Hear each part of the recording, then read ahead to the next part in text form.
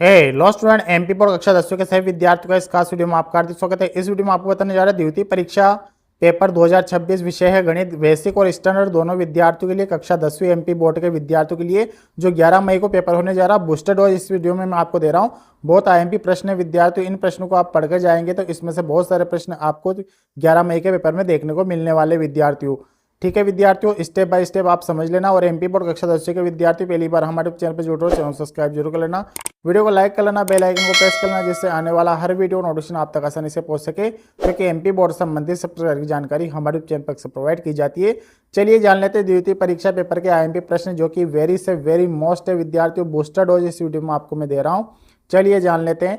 कक्षा 10वीं द्वितीय परीक्षा पेपर 2026 विषय है गणित बेसिक और स्टैंडर्ड दोनों विद्यार्थियों कॉमन रखा है मैंने, चाहे बेसिक हो चाहे स्टैंडर्ड हो, सभी के लिए कॉमन प्रश्न है एमपी बोर्ड के विद्यार्थियों के लिए, जो आपका 11 मई का पेपर होने जा रहा है। पहला प्रश्न अपन जान लेते हैं, स्टेप बाय स्टेप ध्यान से आप समझना। 140 को अभाज्य गुणनखंडों के गुणनफल के रूप में व्यक्त कीजिए। देखिए इसके जगह 156 भी आ सकता है।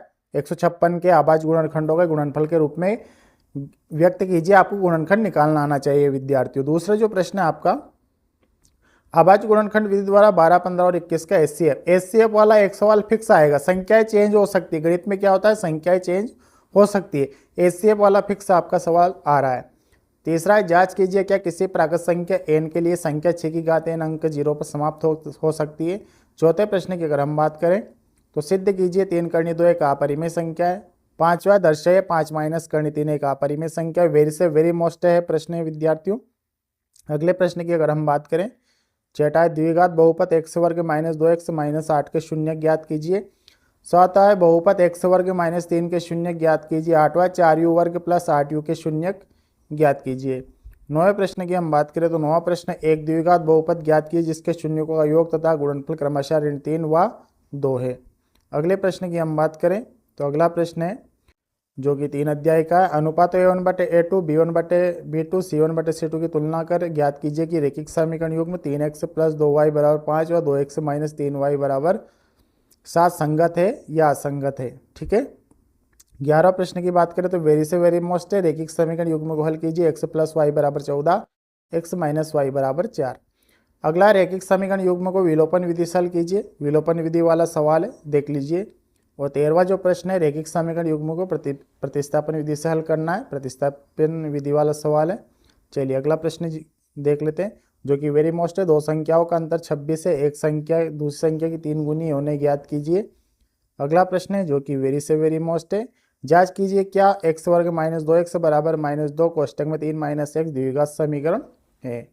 16 प्रश्न की हम बात करें, द्विघात समीकरण 6x वर्ग माइनस x माइनस 2 बराबर 0 के मूल ज्ञात कीजिए। अगला है द्विघात समीकरण 2x वर्ग प्लस kx प्लस 3 बराबर 0 में k का ऐसा मान ज्ञात कीजिए जिसके उसके 2 बराबर मूल हो। अगले प्रश्न की हम बात करें तो अगला प्रश्न आपका AP 2,7,12 का 10वां पद ज्ञात कीजिए।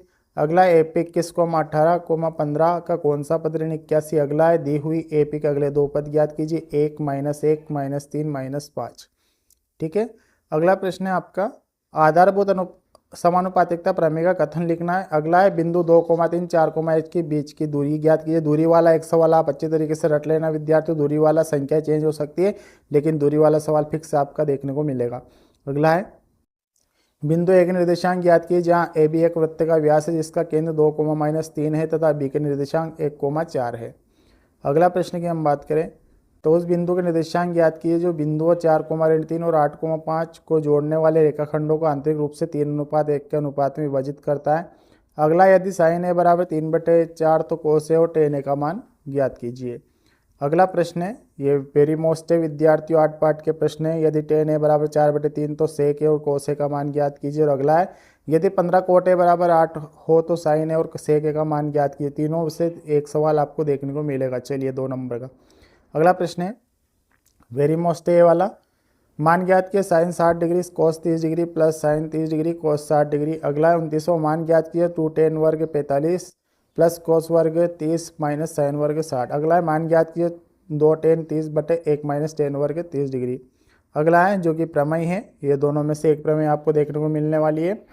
सिद्ध कीजिए कि बाह्य बिंदु से वृत्त पर खींची गई स्पर्श रेखाओं की लंबाई या बराबर होती है। अगला सिद्ध कीजिए कि वृत्त किसी बिंदु पर स्पर्श रेखा स्पर्श बिंदु से जाने वाली त्रिज्या पर लंब होती है।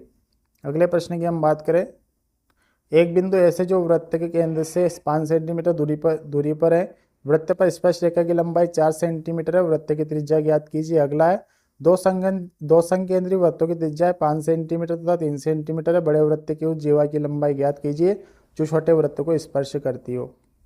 अगले प्रश्न की हम बात करें, 6 सेंटीमीटर त्रिज्या वाले एक वृत्त के त्रिज्यखंड का क्षेत्रफल ज्ञात कीजिए जिसका कोण 60 डिग्री है। अगला है प्रश्न, 4 सेंटीमीटर त्रिज्या वाले एक वृत्त के एक त्रिज्यखंड का क्षेत्रफल ज्ञात कीजिए जिसका कोण 30 डिग्री है। अगला, एक वृत्त के चतुर्थांश का क्षेत्रफल ज्ञात कीजिए जिसकी परिधि 22 सेंटीमीटर है।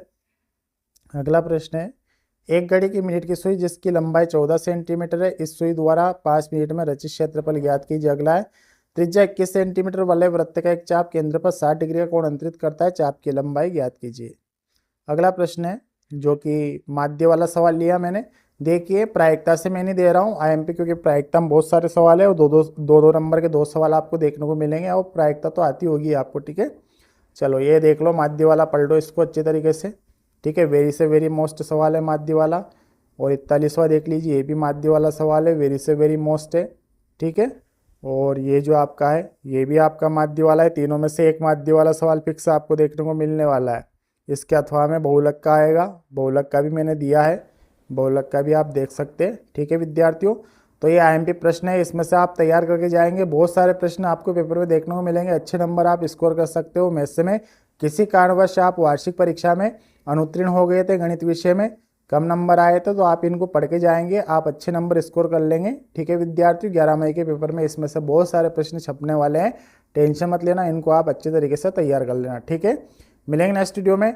और किसी आपको अगले सब्जेक्ट का जो है आईएमपी प्रश्न चाहिए तो कमेंट करके जरूर बताइए कि इस सब्जेक्ट का आईएमपी प्रश्न दे दो सर, ठीक है। मिलेंगे नेक्स्ट वीडियो में नए टॉपिक के साथ, तब तक के लिए सब विद्यार्थियों नमस्कार, जय हिंद, वंदे मातरम।